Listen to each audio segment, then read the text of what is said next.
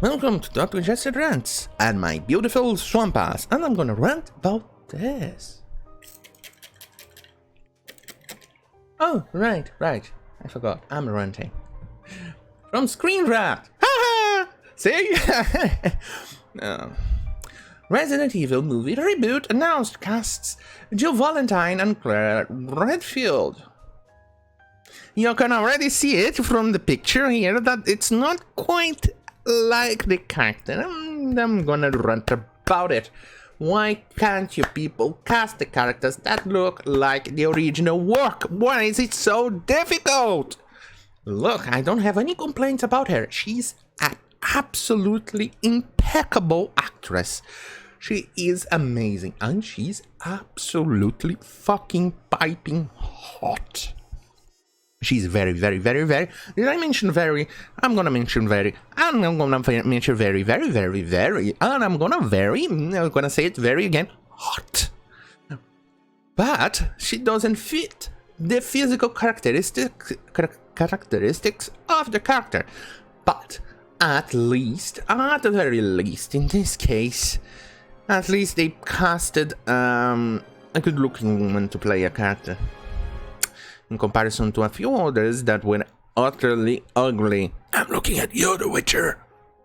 The upcoming Resident Evil movie Reboot has announced its cast, revealing that classic game characters Valentine and Claire Redfield will appear in the movie that goes back to the origins of the story, being set in Raccoon City in 1998. The immensely popular game series has been a fan favorite since the first RE game was released on PlayStation back in 1996. Paul W.S. Anderson famously adapted the games into a franchise that ran to 6 movies, all starring Mila Jovovich as Alice. While the first pair of movies were loosely based on the games, they increasingly strayed from the source material, suffered from declining production values and quality at the same time, with the most getting terrible reviews. It wasn't so bad as in if they stood on their own, but they definitely did not follow much of the game, and I barely even played Resident Evil, mostly because they barely got released on the PC, and when it did, I just couldn't be bothered, things like that. I had other better things to play, and I never quite got into the series, but I'm a bit familiar with the lore. A Reboot, written and directed by British director Johannes Roberts, was announced in 2018, and the 43-meter down Helmer has since teased that the project will be much more close in turn to an approach to the game series. Not quite, apparently, not quite. This would be a refreshing take for audiences, given that Anderson's series was criticized for focusing on over-the-top action scenes, one of which almost killed a stunt woman. Talking about killing a stunt woman, let's recall a diversity problem in Hollywood, because they needed a diversity stunt woman to represent a blackwash character, Domino, in Deadpool 2, and that stunt woman did not have the experience because apparently there were no other black women available or trained to do the stunt for the movie in America and elsewhere. So they casted, I think it was a race pilot or something like that, and she died on set. Diversity, costing lives again.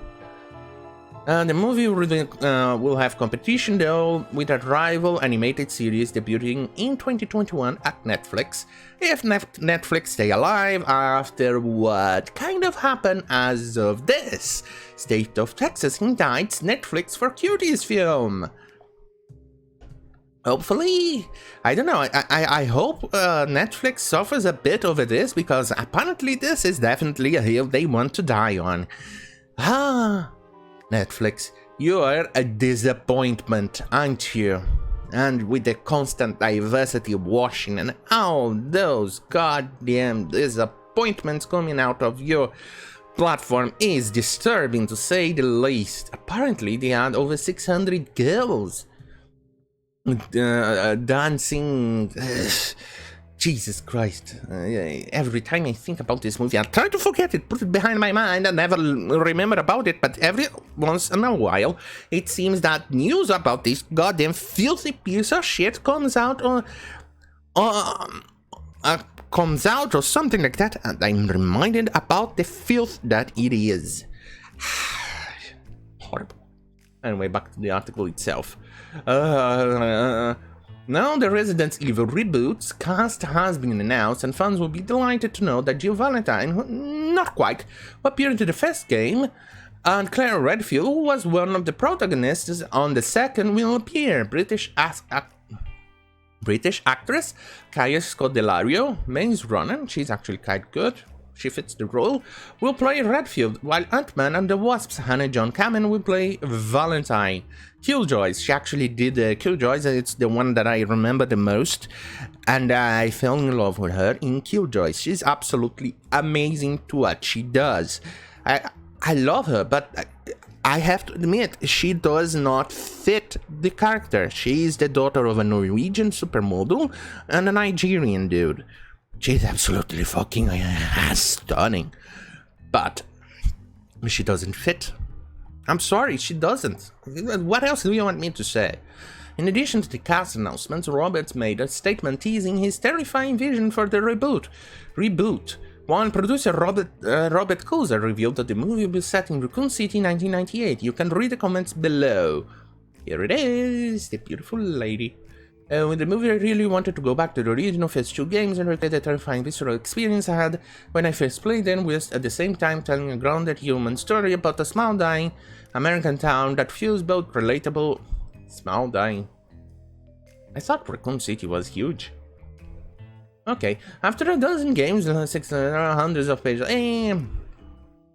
the rest of the cast includes a number of familiar game series characters being played by well-known TV actors. Robbie Amell, MacLeod, Claire's brother, and Chris Redfield, Tom Hopper, The Umbrella Academy, Albert Wesk, and Avan Jogia, Zombieland Double Tap, as Leon S. Kennedy and Neil McDonough in Yellowstone. He's actually great. He does villains really, really well. I love his job, his work. As William Birkin. For fans, the news will give them hope that this version of Resident Evil will be able to faithfully recreate, no it won't, I'm already telling you it won't, recreate the daunting atmosphere of the best-selling franchise, which gave many gamers sleepless nights when they first came out. The signs are good, with not quite. More positive than the previous movies, but not quite. With Robert's experience in atmospheric horror films rather than action, pointing to the fact that the movie should be plenty terrifying. The fact that the two leads are from the original games will also make fans happy. Not quite, like I said, it doesn't quite look like it.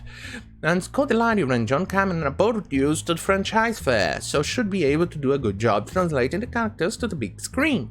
The Resident Evil Reboot is set to be released in the theaters sometime in 2021, hinting that production will start soon. Well, what else do you have me to say? Oh yes. No, not Boomer yet. Not Boomer yet. Alright, here's the list that I keep on this. I added her, unfortunately. I had to add her to this list, unfortunately. Oh, and by the way, it came to my attention that the list actually has a warning from Basebin for offensive material. Jesus Christ, what the fuck is offensive in this? There's nothing offensive.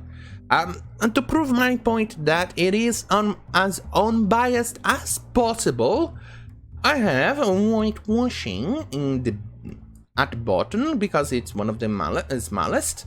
And, well, technically, the smallest one is gender bend, a female to male swap, but it needs to be close to this one, the much bigger one, which is here, to prove to you that it is as unbiased as I can make. Look, gender bend, female to male swap. The last one to be added was Fairy Godmother from Cinderella. It's from female to male. Billy Porter. Technically it's black, and the person is then alphabet washing, which is, as I know, I've also added here.